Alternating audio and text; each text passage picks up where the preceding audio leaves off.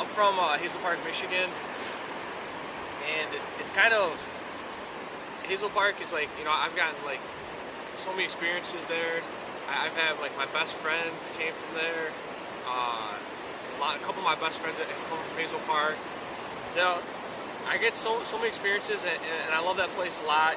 It's just a great place, but it's a place that there's not a lot of opportunities there, and sometimes you get a lot of negative energy that flows through there. So, it's always gonna be my home, where I come from, where I've grown up. I feel like a lot of things that kind of shaped who I am today come from Hazel Park, and I'm so happy to be a part of that. I'm so happy to get all the experience that I have there. Like I said, it's not the nicest place, and like when you're from Hazel Park, it's like people around there aren't like the nicest people and stuff like that. Like now that I'm staying out here in San Diego, I'm starting to change. I'm starting to become like a little bit more funner. But when I was growing up, it was people don't do a lot of nice things for each other around there. So that's where I bought Hazel Park. When I first found out I was getting on the show, I was kind of, at first I really didn't believe it. I was just more like whatever, because I'll believe it when I see it. But then a couple days later, I got my flight itinerary to Vegas. So once I got that, I started getting nervous. I started, really no, this is gonna happen, and I felt like a lot of hard work was gonna pay off, and that it's kind of like my time, So when I first met Dana White, honestly, without lying or anything, the first thing I was it's kind of surreal, when you see a guy like that on TV a lot, growing up and all. I'm a fan of sport. I've been a fan of sports since I was 13. So it's you see a lot of Dana White, and so when I first got a chance to meet him and be around him, I was just first thing I was thinking, I was don't say anything stupid, I was almost I didn't even want to talk, around something like that. But I mean, what a great guy, nothing but but good things from him. He's a real stand-up guy, and I think that's pretty important, especially for the sport, man. I don't think the sport would have been as far as it has. It's still, growing. If it wasn't for people like Dana White, definitely, just like the fighting and like everything that that comes into it. He ain't in it for the money or anything like that. He has a passion for the sport. I think that's important. Brock Lesnar, I was kind of because when you see people on TV, you don't really get a chance to see who they are, especially when they're playing roles. People like to play roles, especially in what he was in WWE. But when I first met him, I was actually blown away. First off, he wasn't as big as he was on TV, and second off, he was a cool dude, man. He was really down to earth, quieter, kind of like me. He's just really respectful and polite. So I think he gets a bad rep sometimes. Not bad, but I think it's just different.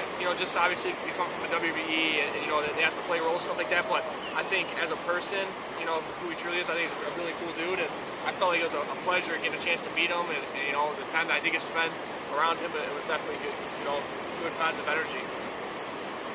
My knee, the first thing I was thinking was please don't let it be anything serious, because I didn't know my knee was messed up when I first popped it. I don't have any experience with stuff like that. I'm not a doctor, but when I popped it, I was I knew something was kind of bad with it, but I was just kind of hoping for the best, And then I got hit with the news that it was a torn ACL, and the first thing I was thinking was just God, this sucks, but everything happens for a reason. There ain't much I can do. When you do something like that, you can't control injuries. So, but for sure, I knew something was messed up when I first popped it, but I didn't know how bad it was. My friends and my family, and even my fans, man, they're my true fans. Those are the people that make my life so great, man. Starting with my best friend Derek Oliver, since I was younger, man. That guy's he's such a guy that I've grown up with, and I've learned so many good things from him, man. And no matter what happens or where I go, I always know he's gonna have my back. He's in Arkansas. I'm in San Diego. He's in Arkansas going to school, and I'm out here chasing a world title, man. But I mean, it's kind of hard to explain it, but when you grow up with somebody like that and they have such a big influence on you and make you a better person, it's just a good way of saying it. I'm just really grateful for that, and all the rest of my friends, my family, of course my mom and my dad. I wouldn't be anywhere without them guys. They're my biggest supporters. Even the people I'm meeting today, I meet new people every day, and they become friends, and good people, and even the people I've been friends with for a little bit. Jeremy, Jeremy Stevens, man, he's another great guy that's been really influential on me, in a positive way. And without my friends and family, I wouldn't be anywhere. It's great. I think that's what's special about me is I'm not a guy that has like fake people around them or anything like that. Like if you're like a fan to me, and I really believe you're a fan, you're like family to me. And I think that's like one of the when you become part of Team Fury, baby, it's it's something special, man, and something that I do anything for my fans, and fans pretty much are my true fans are like family to me.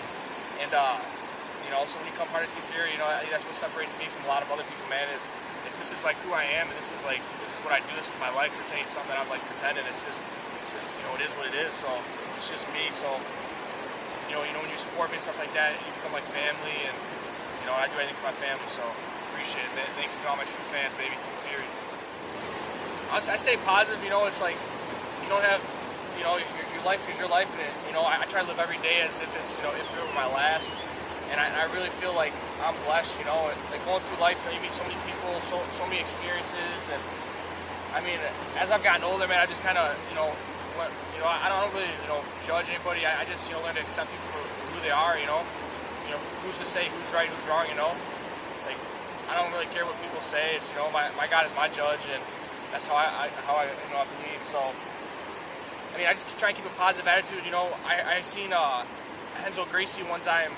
It was like a documentary on him, and he said, he had a long, tough fight. I don't know the exact words, but he had a long, tough fight. And at the end of the fight, he lost. He broke his arm, I believe, in the fight, and he was just like, it was a grueling fight. And after the fight, he was smiling. The other guy got his hand raised, and Hazel was smiling. And people were like, Hazel, what's up with that? Why are you smiling? You just lost, blah blah. And I love what he said. I don't know, don't quote me exactly, but he was pretty much like, that motherfucker might have beat me, but he will never see me down. And I like that, I try to use that in my life, man, no matter what, it's like, everybody trips, everybody falls, but, you get back up, so it's like, he'll never see me down, and I like that quote, and I really try using that quote, a lot for stuff like that in life. I'm not, like, the smartest guy in the world, and I know that, okay, but, I mean, I have a lot of, like, I got a lot of goals. I might not have a lot of money or whatever, but I definitely got goals, and I know what I want out of this life, and I definitely want to. Since I was a kid, I want to be a world champion. So I mean, and I fell in love with martial arts, and that's where that's where my future is, and I know that, and like I really believe in that. No matter what happens, and until I feel like I'm gonna be fighting my whole life, man. I feel like I came into this world fighting, and I'm gonna go out fighting, too. So. I'm going to be definitely chasing after a world title until I get it, baby. I do a lot of training, but when I'm not training, I usually am just, I'm a little bit more lower key. I go out a little bit. I don't really go out a lot. When I do, I definitely have some fun. But yeah, mostly I'm just hanging out. I like to hit the movies a lot. Hang out with, like I said, my friends, my family. I keep my crew usually pretty small, If you're friends with me, then like I said, you're like family to me. To be honest, I really don't have friends. I got family, so besides, I just like to go to the movies. I love the water. I always have since I was younger. I don't know what it is. I really like being by the ocean, especially. And besides that, I'm just chilling. Just trying to grow as a person, learn as much as I can, and I definitely want to go scuba diving and surfing. When I get some money one day, I'm gonna get me some surfing gear. It's just expensive, but I'm definitely gonna get me some of that, and I'm gonna go scuba diving too. And I'm gonna get a boat, nice boat. That's a different story. But yeah, I just like to pretty much kick it.